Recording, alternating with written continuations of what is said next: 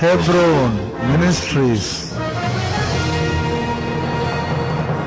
Numbers chapter 20ல 22ஆம் வசனத்துல இஸ்ரவேல் புத்திரரான சபையார் எல்லாரும் காதேசை விட்டு பிரயாணப்பட்டு ஓர் என்னும் மலைக்கு போனார்கள். இஸ்ரவேல் புத்திரரான சபையார் எல்லாரும் காதேசை விட்டு ஓர் என்னும் மலைக்கு போனார்கள். ஹல்லேலூயா. அப்போ ஆண்டவர் அந்த அருமையான இஸ்ரவேல் புத்திரர் ஒரு ஜனங்களா பார்க்கல, எப்படி பார்க்கிறாரு? சபையாய் பார்க்கிறார். சபைன்னு என்ன அர்த்தம்? அவருடைய சரீரமாய் பார்க்கின்றார். ஹல்லேலூயா. ஏதோம் தேசத்தின் எல்லைக்கு அருகான ஓர் என்னும் மலையிலே கர்த்தர் மோசேயும் ஆரோனையும் நோக்கி 24ஆம் வசனம் வாசிங்க. ஆரோன் தன் ஜனத்தாரோடு சேர்க்கப்படுவார். ஆரோன் தன் ஜனத்தாரோடு he shall be gathered அப்படின்னு போட்டு வச்சிருக்காரு. gathered to his people. ஆண்டவர் சொல்றாரு, அவன் மரிச்சு போவான், செத்து போவான்னு சொல்லாம இந்த இடத்துல தன் ஜனத்தாரோடே ஒரு களஞ்சியத்தில் எப்படி கோதுமை மணிகள் நெல்மதிகள் சேர்க்கப்படுகிறதோ அதுபோல பரிசுத்தவான்களோடு கூட தேவனுடைய பிள்ளைகளோடு கூட அவன் சொல்றான் ஆரோன் சேர்க்கப்படுவான். ஹல்லேலூயா. எல்லாத்தையும் பிளான் பண்ணியே சொல்லிடுறாரு. மேரிபாவின் தண்ணீரை பற்றிய காரியத்தில் மேரிபானா என்ன?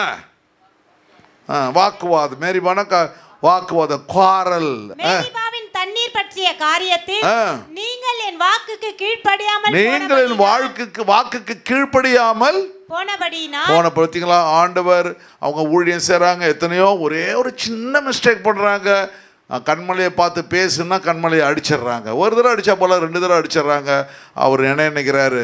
இத்தனை மக்களுக்கு நீங்கள் லீடராச்சே, நீங்கள் லீடர் என்ன பண்ணக்கூடாது, நீங்கள் தவறு செய்யக்கூடாது. நீங்கள் தானே எக்ஸாம்பிள்.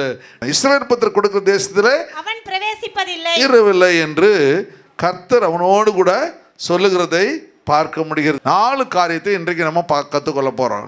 இந்த செய்தியினுடைய தலைப்பு என்னென்னா எவர்லாஸ்டிங் ப்ரீஷுட்னா ஆசாரித்துவம். எவர்லாஸ்டிங் என்னன்னா நித்திய ஆசாரித்துவம்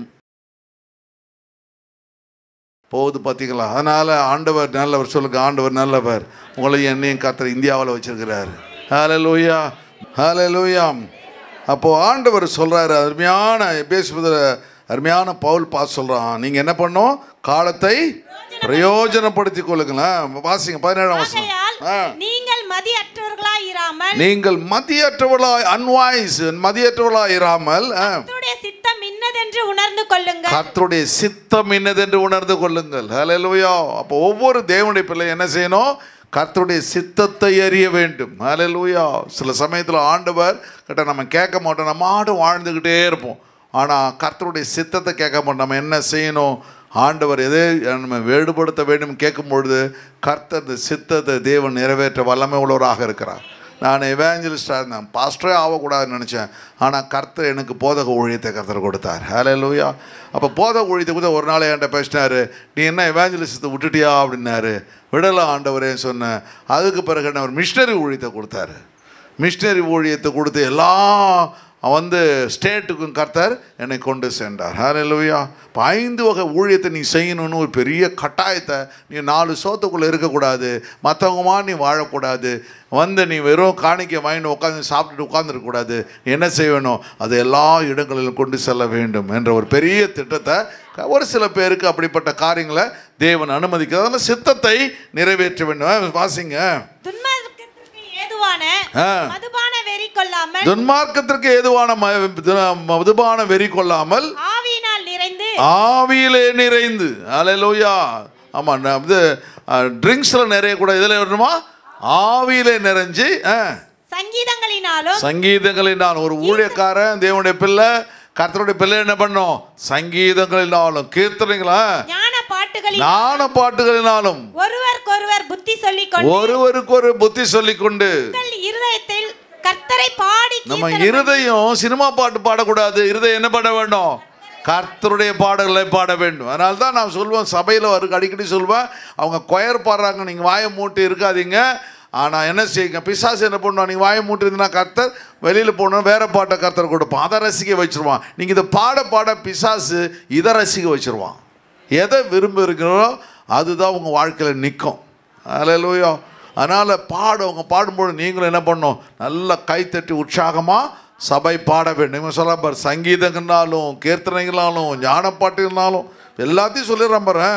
நம்முடைய கர்த்தராகிய இயேசு கிறிஸ்துவின் நாமத்தினாலே எப்பொழுதும் எல்லாவற்றிற்காகவும் பிதாவாகிய தேவனை ஸ்தோத்தரித்து தெய்வ பயத்தோடு ஒருவருக்கொருவர் கீழ்ப்படிந்திருங்கள். தெய்வ பயத்தோடு ஒருவருக்கொருவர், இதுதான் உங்க நோக்கமா இருக்க வேண்டும். இதுதான் உங்களுடைய நோக்கமா இருக்கணும். ஆண்டவருடைய சொல்லணும், ஆண்டவரே எப்பொழுதும் உங்களுடைய பாடல்களை பாட தேவன் இரக்கம் பாராட்டுங்க. தேவனுடைய கிருபை தயவு எல்லாம் எங்கள் மேலே இருக்கட்டும். ஆண்டவரே பரிசுத்தானவரே, நீர் எங்களோடு கூட இருந்து எங்களை வழி நடத்துங்கன்னு தேண்டவட்ட கேட்கணும். நான் எனக்கு இந்த பிள்ளைங்கள்லாம் கேட்டாங்க, என்ன வந்து பழைய பாட்டு போய் தெலுங்கு பாட்டு பாட்டுருக்கோம், இதை புது பாட்டு இருக்காப்பான்னு வந்து எல்லாம் கேட்டாங்க.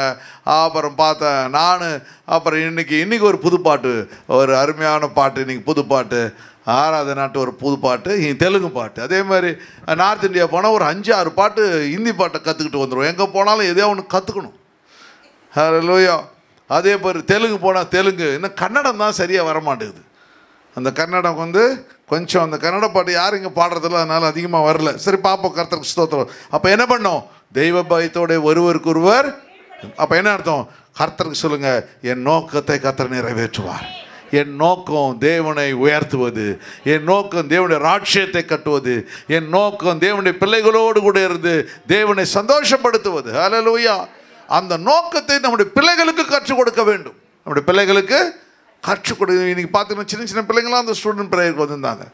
அந்த பிள்ளைங்கள்லாம் வந்திருந்தாங்க.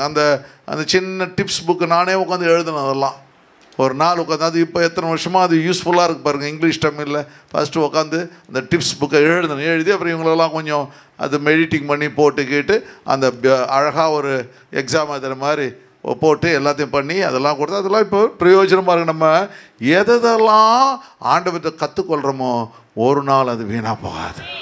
நம்ம செய்த ஜெபத்தை, அரண்களை நிர்மூலமாக்க ஜெபம் இப்போ பார்த்திங்களா இந்தியாவுக்கே பிரயோஜனமாக மாறிடுச்சு. பார்த்திங்களா, நான் 63 முறை 67 முறை நான் போன இந்த கோர்ட் கேஸு எவ்வளோ பெரிய தரிசனத்தை கொடுத்துருச்சு. பார்த்திங்களா, ஐஏஎஸ் கலெக்டரில் உருவாக்குது. ஒரு ஸ்டேட்டாக 28 ஸ்டேட்டை உருவாக்குகிறது. அப்போ நம்ம ஆண்டவருக்கு பட்ட பாடுகள் ஒன்றும் வீணாய் போகாது. ஒரு நாள் பரலோகம் போகும்போது நம்மை குறித்து பேசப்படும். ஹல்லேலூயா. ஆண்டவர் பெரியவர். சொல்லுங்கள், இந்த தேவன் பெரியவர். அவர் என்னோடு கூட இருக்கிறார். அவர் என்னை ஒரு நாளும் கைவிடுவதே இல்லை. ஹல்லேலூயா, ஹல்லேலூயா. மார்க்கோர்னு ஒரு ஆடு இருக்குது. அந்த ஆடு என்ன பண்ணுமா, ஸ்னேக்கை சாப்பிடுமா. எனக்கு ஆச்சரியமாக இருந்துச்சு.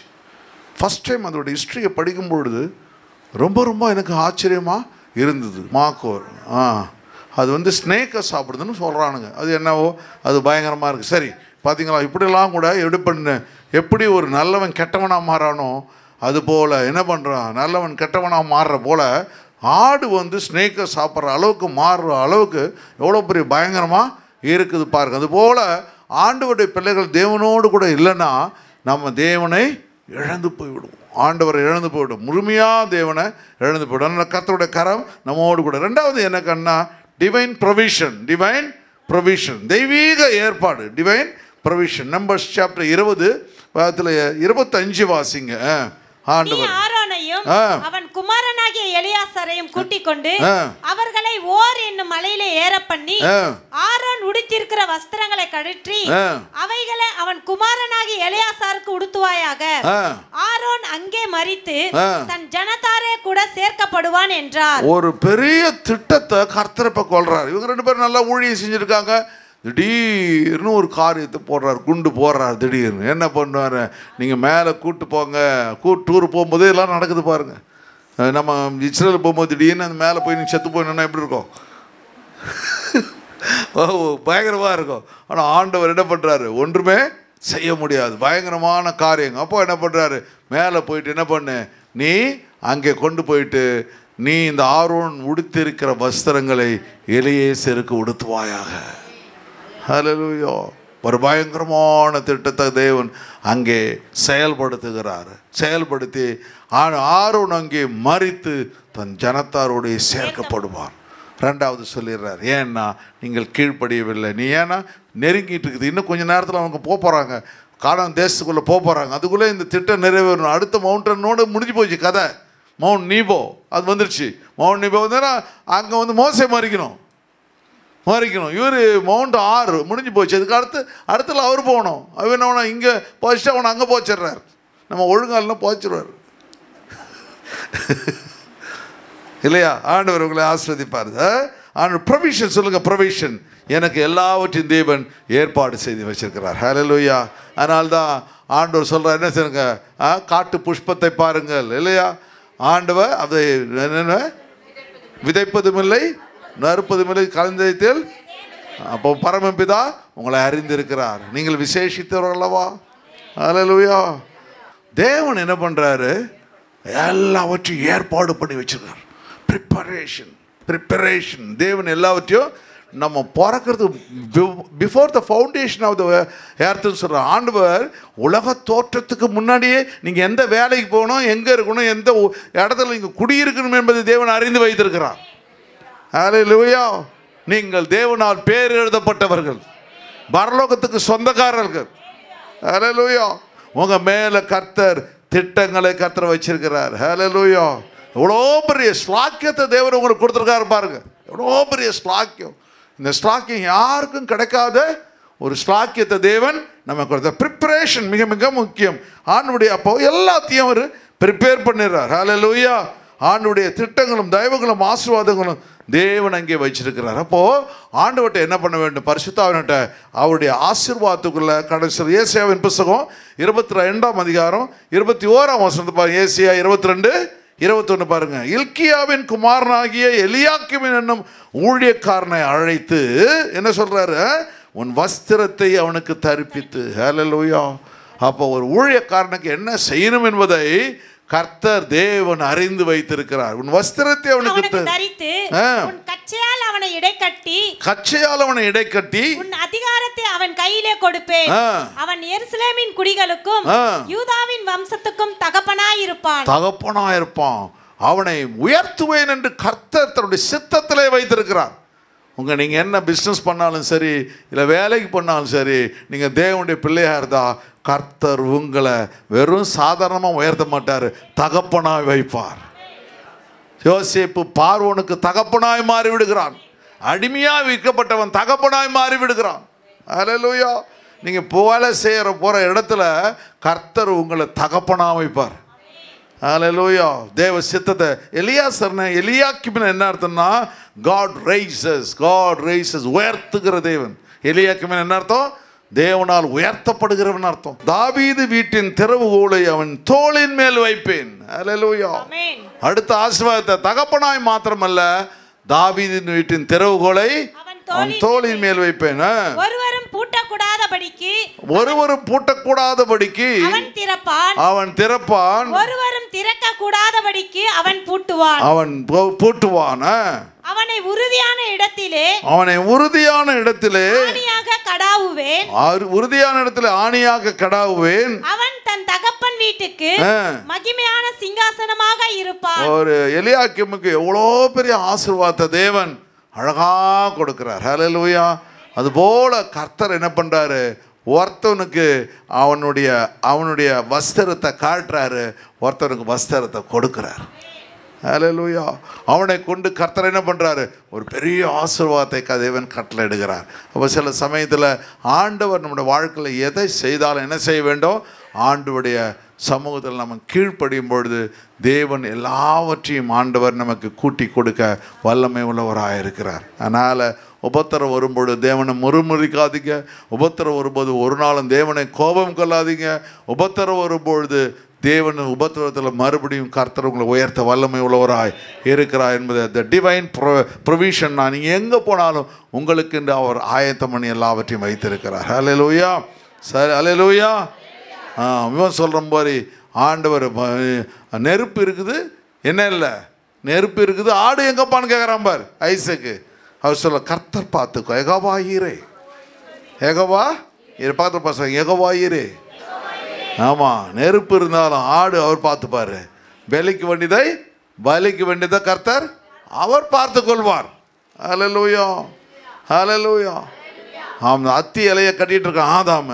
ஆண்டவர் என்ன பண்ணுறாரு, ஒரு நிமிஷத்தில் ஒரு ஆட்டை அடித்து அவனுக்கு தோல் உடைகளை ஒரு நிமிஷத்தில் உண்டாக்கி போய் கொடுத்துட்றார். பார்த்தீங்களா? ஹல்லேலூயா. அப்படிப்பட்ட ஒரு தேவன் நம்மோடு கூட இருக்கிறார். Divine provision. சொல்லுங்கள், கர்த்தர் உங்களுக்கு என்று எல்லாவற்றையும் என்ன பண்ணுறாரு? எலியாக்காமுக்கு எல்லாவற்றையும் அவர் ஆயத்தம் பண்ணி வச்சுருக்கார். அதுபோல் உங்களுக்கு எல்லாவற்றையும் ஆயத்தம் பண்ணி வைத்திருக்கிற தேவன் உங்களோடு கூட இருக்கிறார். கடைசியாக எபிரேயர் புத்தகம் 7ஆம் அதிகாரம் 23ஆம் வசனம் பாருங்கள். 23, 24 பாருங்கள். அன்றியும் அவர்கள் மரணத்தில் நிறுத்தக்கூடாது ஆசிரியர்கள் அப்போது பழைய ஏற்பாட்டு காலத்தில் இந்த அருமையான வந்து ஏரோன் என்ன பண்ணுறான்? ஒரு ஆசாரியனாக இருக்கிறான். அந்த ஆசாரியன் என்ன பண்ணுறான்? பலிகளை செலுத்துகின்றான். மனுஷனுடைய பாவங்களெல்லாம் என்ன பண்ணுறான்? அந்த ஆடை மாட்டையும் அடித்து பலி செலுத்துகிறான். ஆனால் புதிய ஏற்பாட்டு காட்டில் இருக்கிற ஆசாரியனாக இயேசு என்ன பண்ணுறார்? தண்ணியே பலியாகி கொடுத்து விடுகிறார். எவ்வளோ ஈஸிப்பாக இருக்குங்க. அன்னைக்கு கூட இன்றைக்கி அதை விட உபத்திரவம் ஜாஸ்தி. ஆனால் உபத்திரத்தில் எல்லாரும் சந்தோஷப்படுகிறார்கள். அப்போ ஆண்டவர் உண்மை இல்லாமல் எதுவும் நடக்காது. அப்படிப்பட்ட ஒரு உண்மையுள்ள தெய்வம் உங்களோடு கூட இருக்கிறார். ஹல்லேலூயா. எல்லா காரியத்திலும் தேவன் நமக்கு எல்லாவற்றையும் கற்றுக் கொடுப்பது மாத்திரமல்ல, வரப்போகிற காரியங்களை நமக்கென்று ஆயத்தம் பண்ணி வச்சுருக்கிறார். ஹல்லேலூயா. உங்கள் பிள்ளைகளை குறித்து கவலைப்படாதீங்க, அவளை எதிர்காலத்தை குறித்து கவலைப்படாதீங்க. நீங்கள் எப்பொழுதும் அவன் சொல்கிறான் பாருங்க, ஸ்தோத்திரத்தோடு ஜெபத்தோடு நன்றி செலுத்தி கொண்டே இருக்கு. ஹல்லேலூயா. அவங்க பிள்ளைங்களுக்கு வேண்டிய நேரத்தில் வேண்டிய பணத்தை கொடுப்பாரு, அவளுக்கு வேண்டிய படிப்பை கொடுப்பாரு, அவளுக்கு வேண்டிய எல்லாவற்றிலும் கர்த்தர் நல்ல பொசிஷனை தேவன் கொடுப்பார். எங்கள் அப்பா எதிர்பார்க்கல நான் இந்த அளவுக்கு ஆசீர்வதிக்கப்படுவேன்னு சொல்லி. எங்கள் அப்பா பிரமிக்கிற அளவுக்கு கர்த்தர் என்ன ஆசீர்வதிச்சார். ஹல்லேலூயா. அவர் ஒரு கவர்மெண்ட் எம்ப்ளாயி. அவர் நினச்சி பார்த்துருப்பாரா? ஹல்லேலூயா. அவர் நினச்சி பார்த்துருப்பாரு. அவர் நினச்சி பார்த்துருப்பாரு, என் பையன் கார் வாங்குவான்னு சொல்லுவார்.